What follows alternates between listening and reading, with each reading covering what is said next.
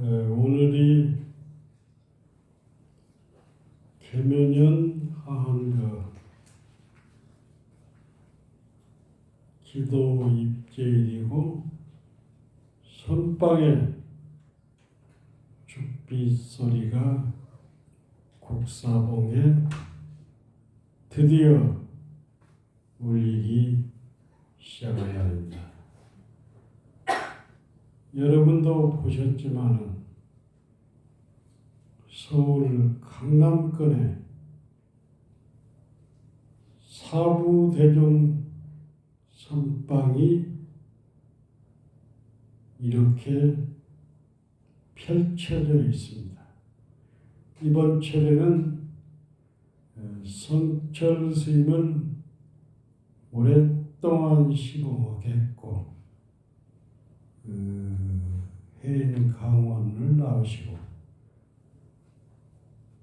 35년을 줄기차게 제방에서 몸을 던졌던 은유 스님께서 법문선언에 죽비를 잡기로 했습니다. 아무튼 사실 우리는 일요일 날이 법회 날인데 오늘 이렇게 입제식을 했는데 다음부터는 날짜가 겹치면은 일요일에 하도록 하겠습니다. 무량수경에 보면은 한 부처가 출현하면 일체 중생이 깨달음을 얻고 한 법당이 조성되면은 사바세계가 극락으로 변한다.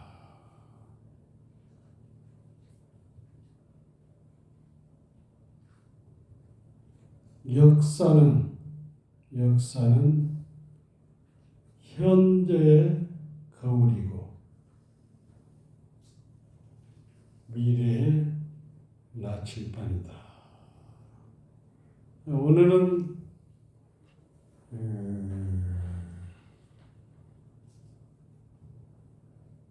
병정동자 하구례 굉장히 유명한 법문인데 저는 어렸을 때 20대 중반에 사암 스님께서 하신 법문인데 지금도 내 영혼 속에 늘 출렁거리고 있습니다.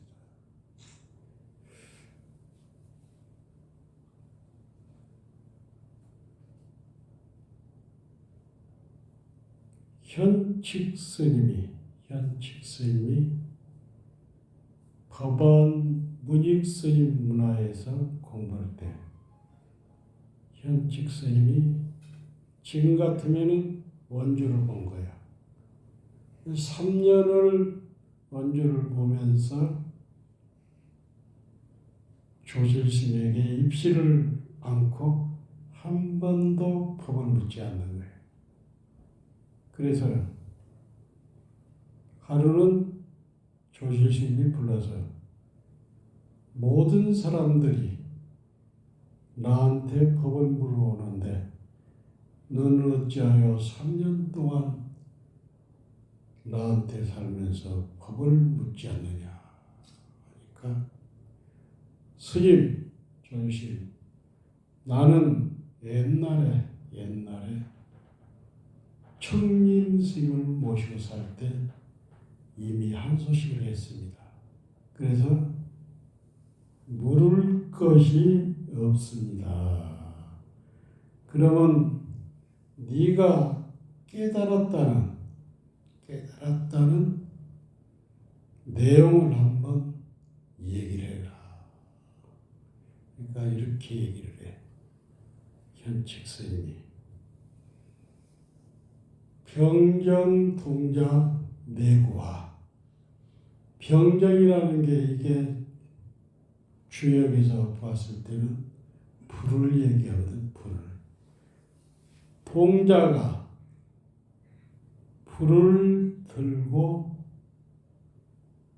불을 찾는구나. 다른 말로 바꿔서 얘기하면 부처가 부처인데 중생 노릇하고 있다는 거예요. 그러니까 부처는 부처인데 중생 노릇하고 있다. 이렇게 얘기를 하니까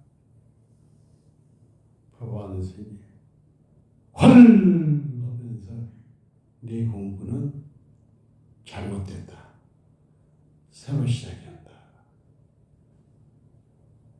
그래서 이 현칙 스님이 원조와 조지심을 인정을 안 해. 자기는 분명히 깨달았는데 자기 공부를 부정하니까 인정을 안 해. 그래서 걸망을 다 싸가지고 중국 천하를 만행을 해. 만행하다가 어느 토굴에서 겨울을 나게 됐어요. 병이 들은 거예요. 병이 들었어. 근데 병이 들었는데 자기는 생사를 초탈했다고 생각했는데 죽을 병이 들리니까 무서운 거예요. 죽음이. 그래서 어찌어찌해서 병이 않게 되고 3년 만에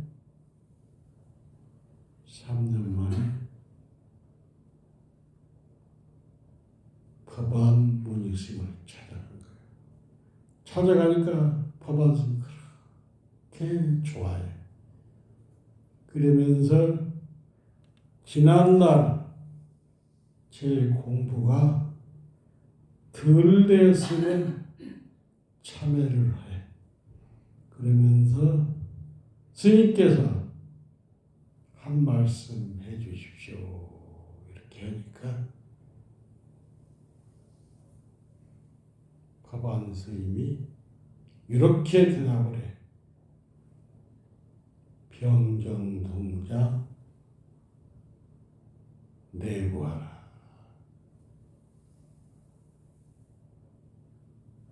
동자가 불을 들고 불을 찾 똑같은 얘기를 했는데 여기서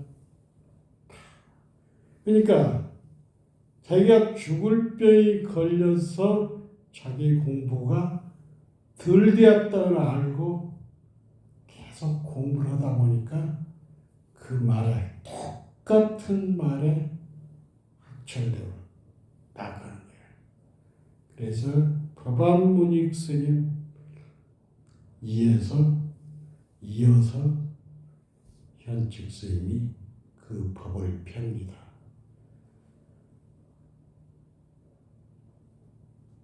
정해사에 만공 스님께서는 생사를 어떻게 얘기했냐면 생사가 있는 것을 아는 것을 지무생사라고 해요. 지무생사. 생사가 있다는 것을 아는 것 지무생사라고.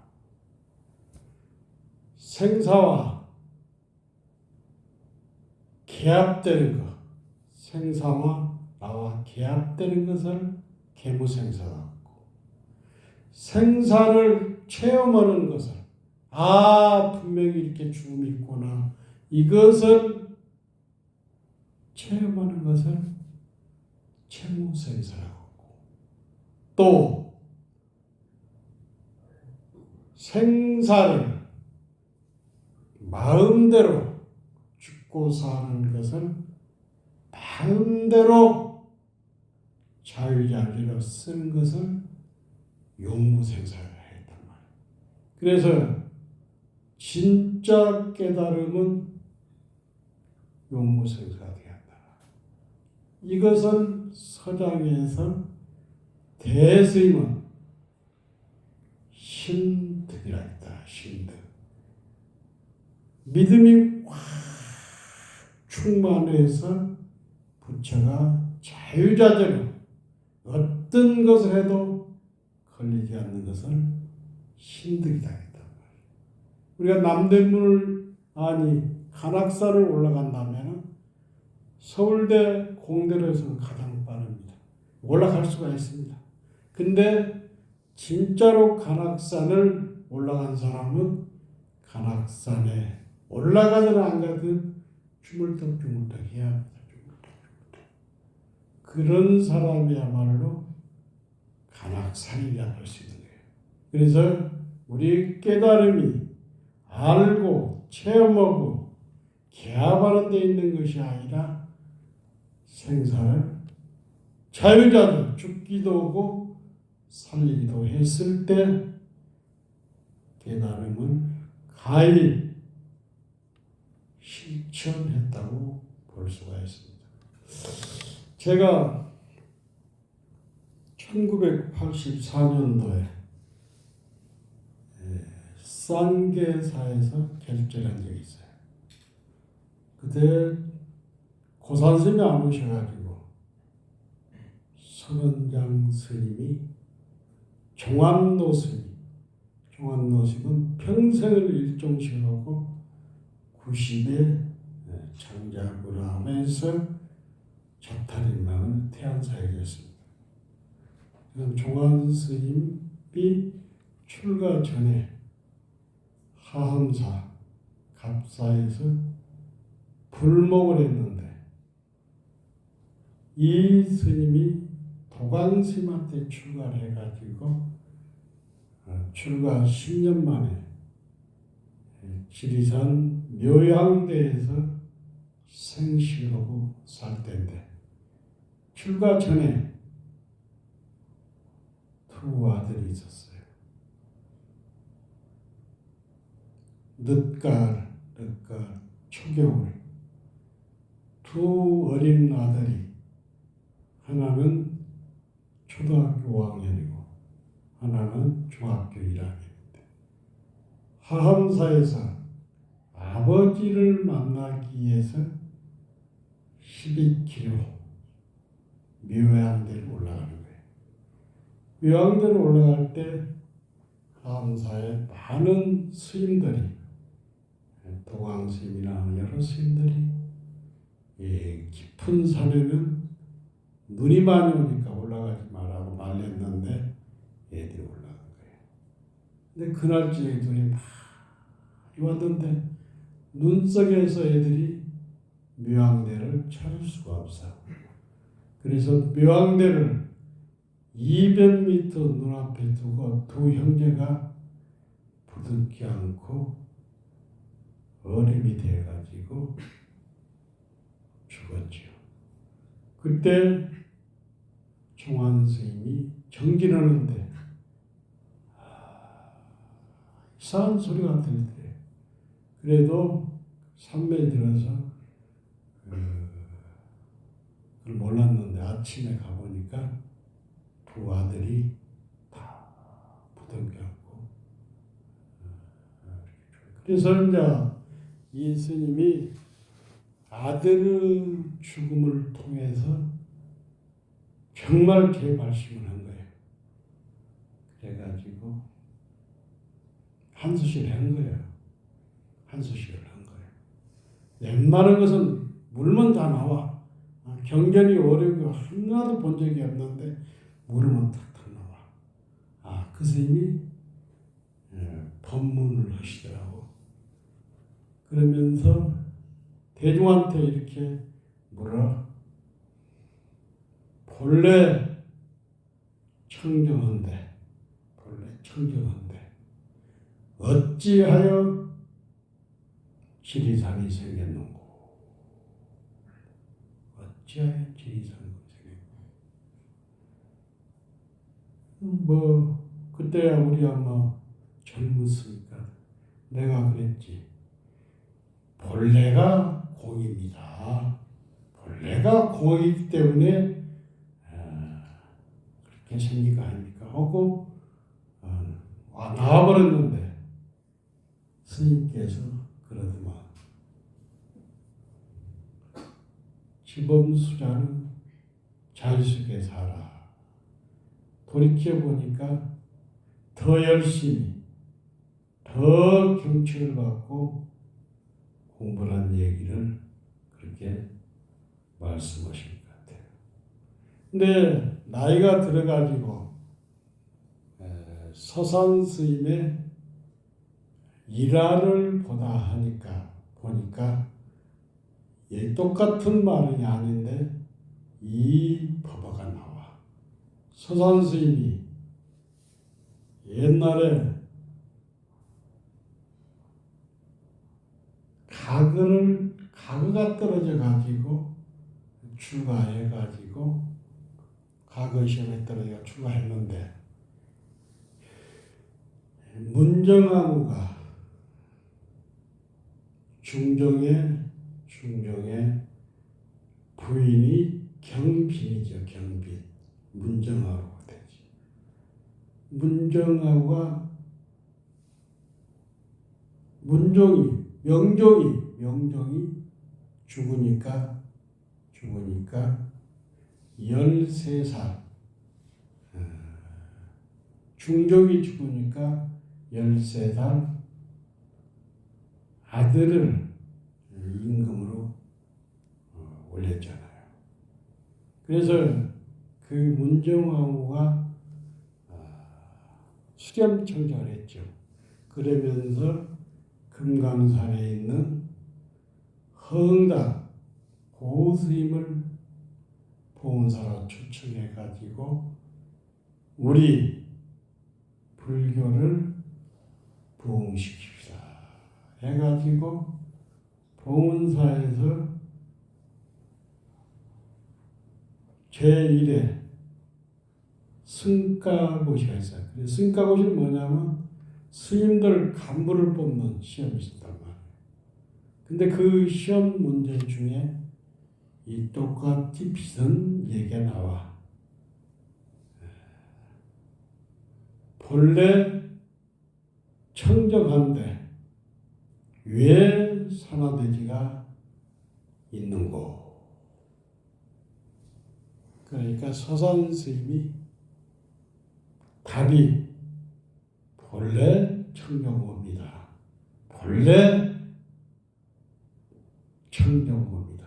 해가지고 이 답을 해가지고 승가고시에 장원에 급제된 그런 서산 스님의 일화 속에서 나오더라고.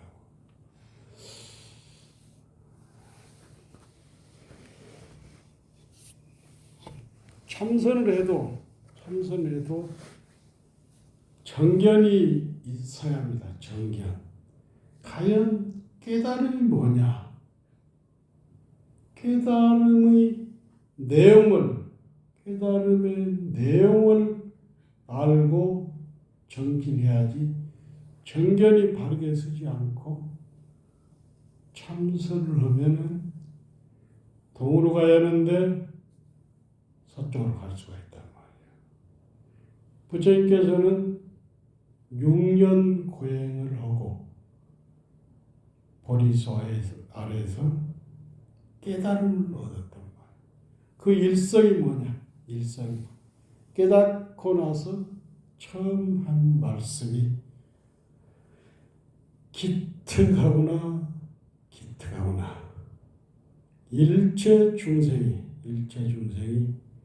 부처님과 똑같은 덕성을 가지고 있구나. 그래서 오비구한테 처음 법문한 것이 초전법문이라고 하죠.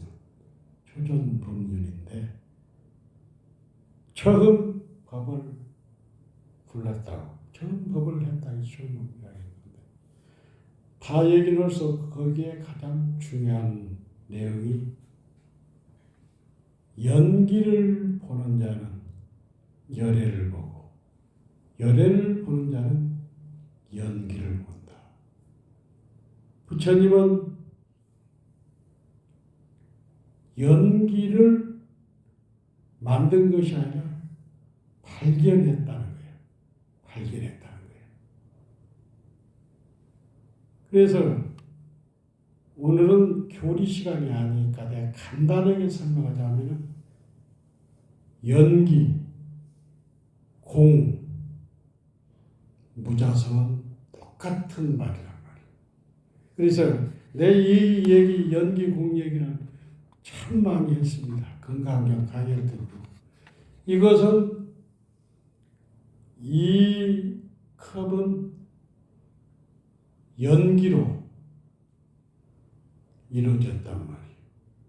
그러면서도 이것은 자성이 없단 말이에요. 무자성이기 때문에 공이라는 얘기예요. 그런데 우리 현실에는 이렇게 그릇이 있잖아요. 그래서 이것은 분명히 무자성인데 공인데 현실에서는 가유로 색으로 있잖아요. 색으로. 그래서 이것을 표현할 때 있으면서도 없고 없으면서도 있다는 거.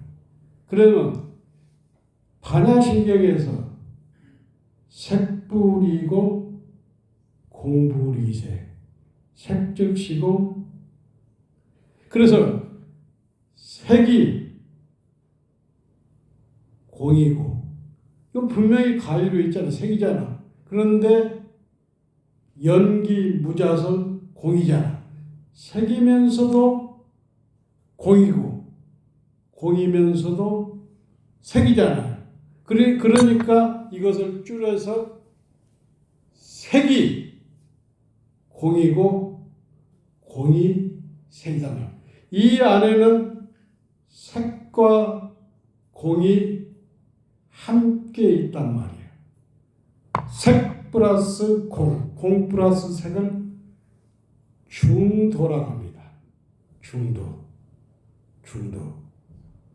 중도를 다른 말로 이것은 분명히 공이면서도 색으로 있잖아요. 그러니까 진공 묘유를 중도라고 합니다. 또 다른 말로 공성이다. 공성. 그래서 연기는 굉장히 중요한 얘기라.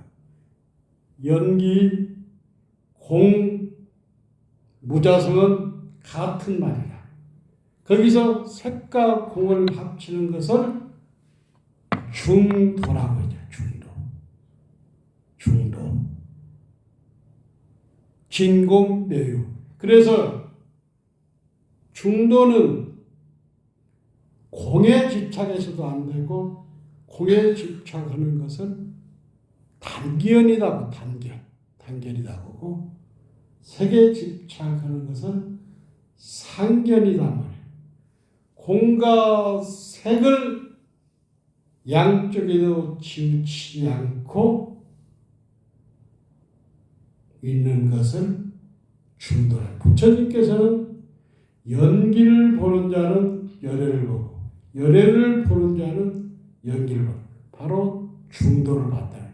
참선을 하더라도 기도를 하더라도 우리는 연기, 공, 무아, 중도를 확실히 알고 수행을 하면은 다른 데로 가지 않는다. 이해가 됩니까? 이해가 되죠? 네. 이거 참선 얘기를 처음부터 부처님부터 해서 정강스님, 송단주까지 해줘야 하는데 여기 시간이 있으면은 부처님 깨달아서 삼처전심을 통해서 인도에서 28대 조사가 나왔고 이것이 달마스님을 통해서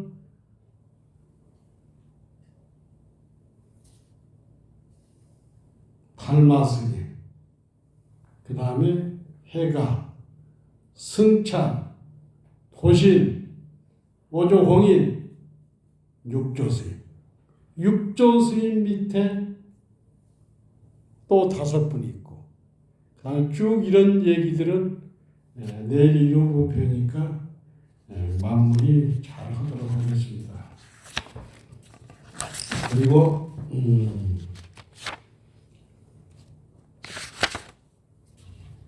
결제가 됐습니다. 저도 결제를 참 많이 다 했는데 결제 갈 때는 방에 있는 쓰레기, 물 통장까지 정리를 합니다. 내가 이번 결제 깨닫기 전에는 다시 오지 않으리라.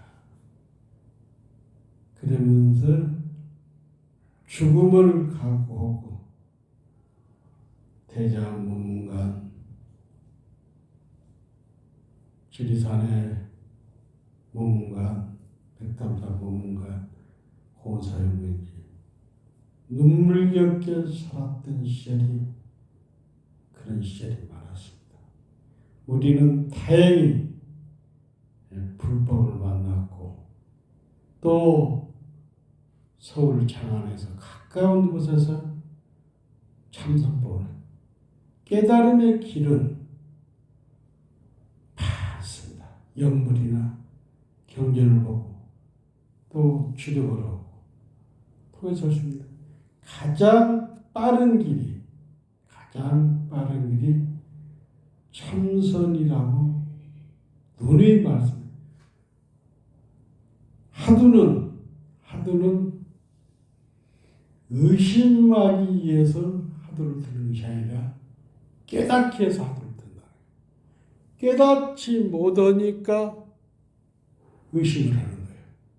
깨닫기 위해서. 그래서 비록 세속에서라도 여러분이 시간을 내고 많은 정성을 들여서 방법을 드렸으니까 이 결제 중이라도 5개를 잘 지키고 대중에 다각실이 가까이 있습니다. 그래서 공부가 잘 되는 사람은 걸리지 않는데 늘 걸립니다. 그래서 될 수 있는 대로 다각실에서 차를 잡지 마시고 위치에 여기 와서 잡수고 한 달에 몇 번 혹은 일주일에 몇 번 혹은 이 공부가 보문선에 있는 공부가 계속 연결이 돼야 한다는 거예요. 계속 연결이. 그래서 집에서 올 때도 연결이 딱 돼가지고 전철 타고 버스를 타고 와서 바로 하두가 들려야 합니다.